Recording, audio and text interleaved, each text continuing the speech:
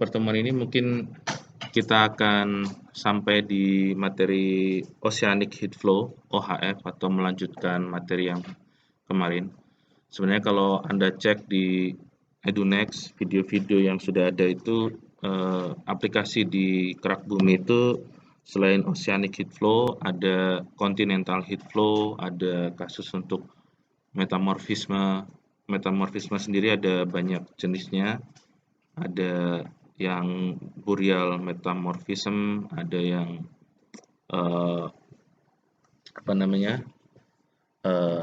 model akibat panas intrusi, ada yang akibat overthrust dan lain-lain. Ya, tapi mungkin di sini mungkin saya coba sampaikan berurut. Anda bisa cek lebih jauh sendiri di studi berikutnya, begitu ya. Kita coba lanjut di Oceanic Heat Flow. Biasanya kita belajarnya yang paling awal tuh di Oceanic Heat Flow. Oceanic itu berkaitan dengan kerak samudranya. Jadi nanti sekali lagi saya sarankan untuk baca lebih lanjut kalau ingin belajar yang Continental Heat Flow atau yang bagian metamorfisme di Edunext sudah disediakan. Nah, mungkin sebelum ke sana kita coba overview tentang lantai samudra ya. Jadi biasanya kita banyak bicara tentang topografi di daratan. Jadi kalau misalkan kita perhatikan di sini ada irisan atau penampang. Anda bisa perhatikan di sini. Ada penampang IYY aksen, ini bisa terlihat ya. Nah, ini kan melintasi di sini ada bagian Mid Oceanic Ridge, kemudian sampai di anggap saja di Volcanic Arc. Nah, di sini kalau diperhatikan ilustrasinya seperti ini nih. Ini adalah bentuk batimetri atau topografi di bawah permukaan laut. Ada yang dari benua ke benua yang Y ke Y aksen. Kemudian ada beberapa yang sumber panas di Mid Oceanic Ridge, ada Volcanic Island, ada Simon atau gunung di bawah permukaan laut. Ada variasi topografi, ada palung, trench, ada apa lagi nih? Ada bentuk yang lain seperti yang sifatnya lebih datar dan ada bentuk-bentuk yang seperti ini. Nah, dari variasi ini berkaitan dengan morfologi di kerak samudra atau oceanic crust. Oke, saya pikir ini Anda sudah cukup paham lah.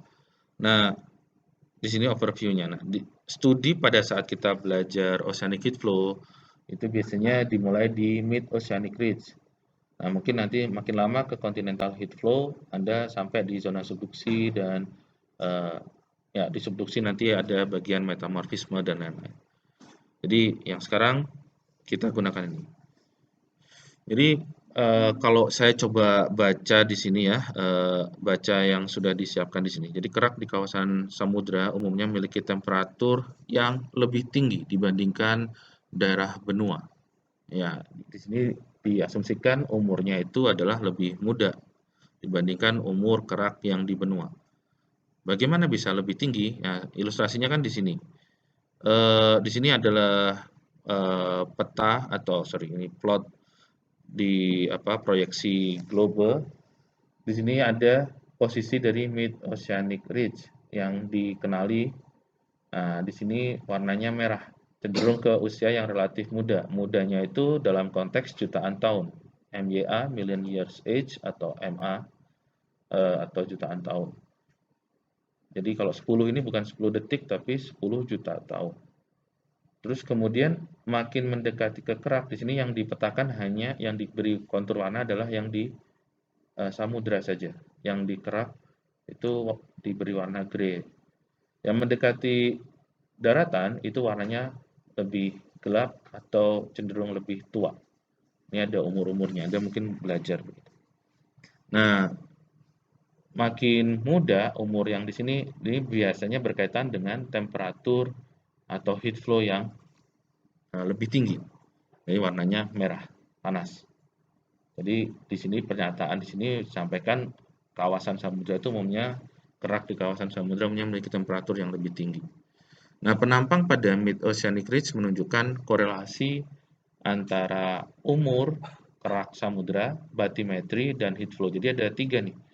Kalau dari sini misalkan ke arah pemekarannya atau ya anggap aja sumbu X gitu misalkan kalau 2 dimensi itu berkaitan dengan umur dan ada data bathymetry, di sini ada data kedalaman permukaan laut seperti yang kita tunjukkan sebelumnya di slide sebelumnya dan heat flow-nya. Jadi makin ke arah mid oceanic ridge harusnya heat flow-nya juga relatif lebih tinggi.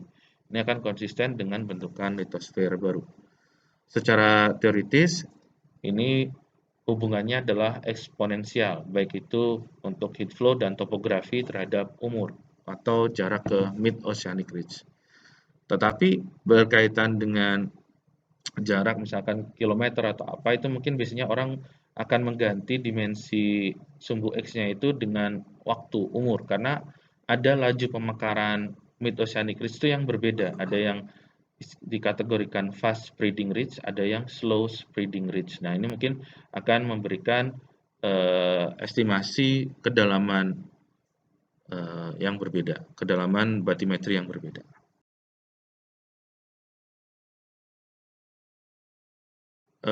Mungkin Anda belajar, ada yang belajar nggak? Bagaimana kalau mahasiswa atau kita saintis menghitung umur dari bumi? Kan kemarin sempat disinggung. Anda belajar nggak di mata kuliah yang lain? Ya mungkin di TG belum. Mungkin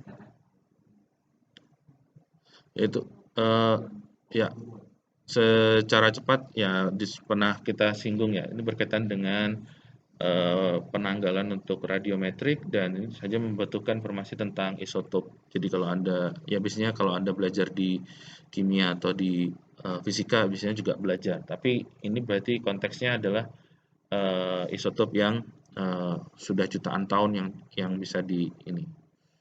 Nah, tentu saja ini nggak saya bahas. Silahkan kalau Anda cari kata-kata kunci ini kalau Anda ingin belajar lebih lanjut. Oke, nah kemudian kita sering menyebutkan tentang heat flow kemarin, Q0, QD gitu. Nah, kira-kira gimana sih mengukur heat flow itu? Saya tuh membayangkan kalau kita punya alat, alatnya tuh udah pasti rusak gitu. Gimana kita ada, anggap aja di gunung api ya, yang paling dekat misalkan di daratan, atau di Mid-Oceanic Ridge, kita pasang alat terus kita ukur gitu. Atau hanya temperatur jarak jauh, ambient, seperti misalkan punya kapal selam, di temperatur di airnya saja gitu.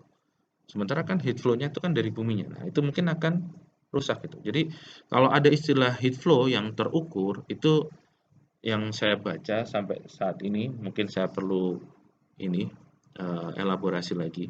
Itu sebenarnya tidak diukur secara langsung. Jadi Q-nya itu adalah perhitungan dari produk dari estimasi thermal conductivity dan temperatur gradient. Tentu saja thermal conductivity dan temperatur gradient ini diperoleh dari data bore. Jadi bisa diambil sampelnya. Di litologinya seperti apa, temperatur di data bore itu bisa diukur dan nanti bisa dihitung. Ini hanya sekilas kalau Anda berkaitan dengan heat flow yang kemarin sering kita gunakan. Bagaimana heat flow diukur? Nah, mungkin saya belum ketemu ya alatnya gitu ya. Kalau ketemu saya sudah tunjukkan, tapi dari yang saya baca literaturnya seperti ini.